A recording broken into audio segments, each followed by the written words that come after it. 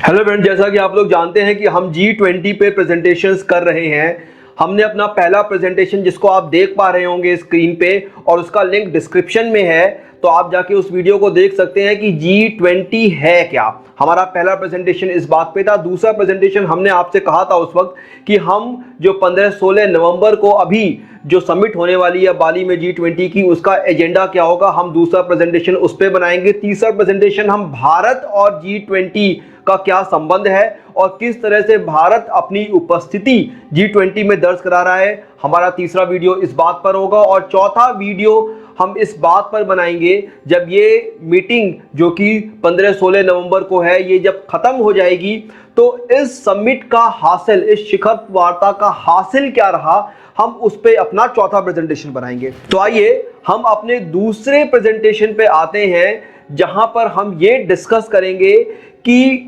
15 और 16 नवंबर को जो अभी समिट होने वाली है, शिखर वार्ता होने वाली है बाली में, इसका एजेंडा क्या होगा, इसका इशू क्या होगा। अब ये हमारे लिए बहुत महत्वपूर्ण है क्योंकि अगले साल G20 की अध्यक्षता हम ही करेंगे।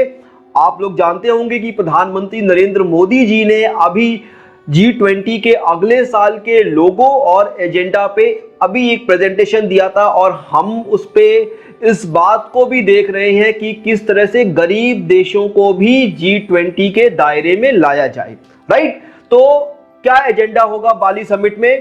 पहली बात तो ये कि ये समिट, ये शिखर वार्ता जो बाली में हो रही है 15 और 16 तारीख को, ये इस लिहाज से महत्वपूर्ण है कि ये कोविड के बाद हो रही है। इसीलिए इसकी थीम जो रखी गई है वो थीम है रिकवर टुगेदर, रिकवर स्ट्रॉन्गर।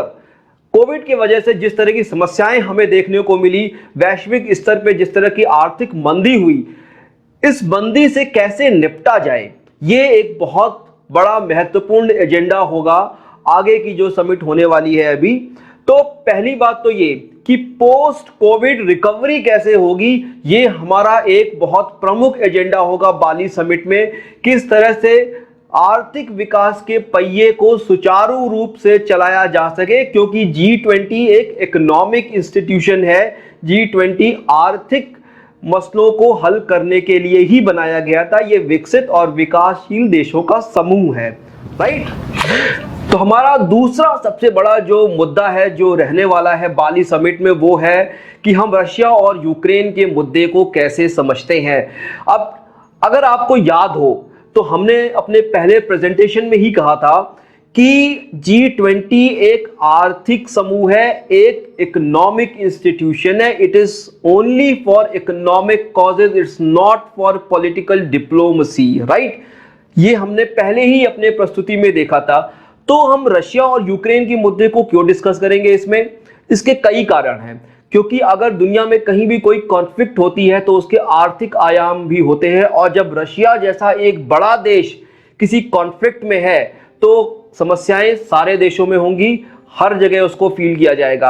अब रशिया एक बहुत बड़ा एनर्जी एक्सपोर्टर है, वहां से गैस, ऑयल बहुत सारे देशों में एक्सपोर्ट होता है। यूरोप उसका प्राइमरी बायर है, और भी सारे देश सेंट्रल एशिया, और हम भी उनसे खरीदते हैं।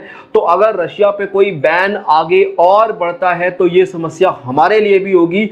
हमारे यहाँ भी कच्चे तेल का दाम बढ़ेगा और हमें भी उसकी समस्या फेस करनी पड़ेगी। राइट, अब पहली बात तो ये कि एनर्जी क्राइसिस की वजह से रशिया और यूक्रेन की जो क्राइसिस है वो इंपॉर्टेंट है। दूसरा ये कि रशिया से बहुत सारा उर्वरक और खेती का सामान एक्सपोर्ट होता है बहुत सारे विकासशील देशों में, भारत में भी होता है। राइट, हमारे यहाँ तो 90 के दशक से पहले ज्यादातर खेती के सामान, इवन ट्रैक्टर्स भी रशिया से ही आया करते थे। राइट, तो रशिया एक बहुत ही इंपॉर्टेंट प्लेयर है इंटरनेशनल रिलेशंस में, as far as if we consider about the agricultural implements and the fertilisers. Right, दूसरा सबसे बड़ा कारण ये है। तीसरा कारण ये है कि अगर हम यूक्रेन को देखें तो यूक्रेन बहुत सारे फूड ग्रेन्स एक्सपोर्ट करता है। तो अभी तक अब रशिया की बात कर रहे थे, अब यूक्रेन भी बहुत इंपॉर्टेंट प्लेयर है, और यूक्रेन एक बहुत बड़ा वीट प्रोड्यूसर है, गेहूं उत्पादक देश है, जो कि बहुत सारे देशों के लिए समस्या पैदा हो रही है कि किस तरह से वो अपनी फूड ग्रेन्स की प्रॉब्लम को सॉल्व करे बिना यूक्रेन के, क्योंकि यूक्रेन की सप्लाईज को भी रशिया ने रोक रखा है। तो रशिया और यूक्रेन की क्राइसिस जो कि पॉलिटिकल है, पर उसके क्योंकि इकोनॉमिक डायमेंशंस है, इसलिए G20 में अब की बार रशिया और यूक्रेन क्राइसिस बहुत इंपॉर्टेंट होगी। और हो सकता है कि हम भारत का भी उस पे परिदृश्य एक अलग से एक प्रेजेंटेशन पे करें, अगर हमें वक्त मिलेगा तो, कि रशिया और यूक्रेन क्राइसिस के बीच में भारत अपने आप को कहां खड़ा पाता है, क्योंकि हमारा दोनों ही देशों से बहुत अच्छा संबंध है। ऐसा नहीं है कि हम ये कह सकते हैं कि यूक्रेन से हमारा कोई संबंध नहीं है। रशिया हमारा बहुत पुराना मित्र रहा है, पर यूक्रेन से भी हमारे संबंध अच्छे रहे हैं। तो समस्या ये है कि हम दोनों देशों के बीच में समन्वय कैसे बैठा के रखें। तो रशिया और यूक्रेन क्राइसिस को जब हम G20 में डिस्कस करेंगे तो हम इन बातों का ध्यान रखेंगे। तीसरा ये कि ग्लोबल हेल्थ आर्किटेक्चर किस तरह का दिखाई पड़ेगा।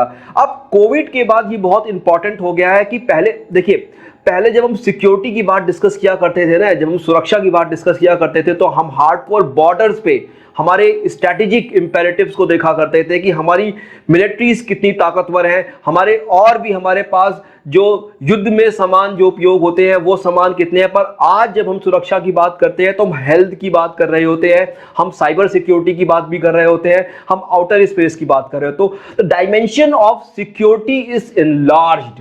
So that is why global health architecture is very much important, because if there is any outbreak of pandemic in any part of the world, it is my concern also, right?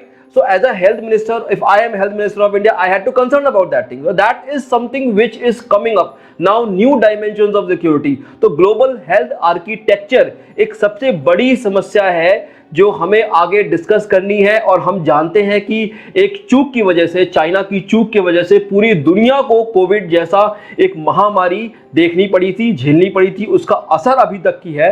तो ये एक दूसरी बात है जिसको हम discuss करेंगे कि हम हेल्थ को कैसे देखते हैं अपने आगे के फैसलों में, आगे की डिप्लोमेसी में।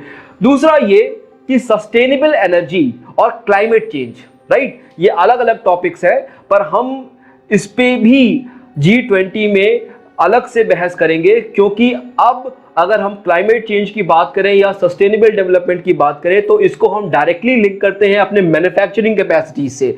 हमारे इंडस्ट्रीज चलती रहेंगी तभी आर्थिक विकास होगा, और जब इंडस्ट्रीज चलेंगी तो निश्चित सी बात है कि वो कुछ ना कुछ धुआं, कुछ ना कुछ पोल्यूशन छोड़ेगी। तो आपको ये भी देखना है कि किस तरह से अभी विकास करते हुए आगे की जनरेशन को हम ये पास करें, किस तरह से हमारा विकास सस्टेनेबल हो, क्योंकि हमें आगे की जनरेशंस के लिए भी ये इन्वायरमेंट, ये क्लाइमेट सही तरह से छोड़ना है। तो ये हमारे प्रमुख 5 एजेंडे हैं जो बाली समिट में डिस्कस होंगे, और ये एजेंडे इंपॉर्टेंट है। तो इसको एक बार दोहरा लेते हैं फिर से।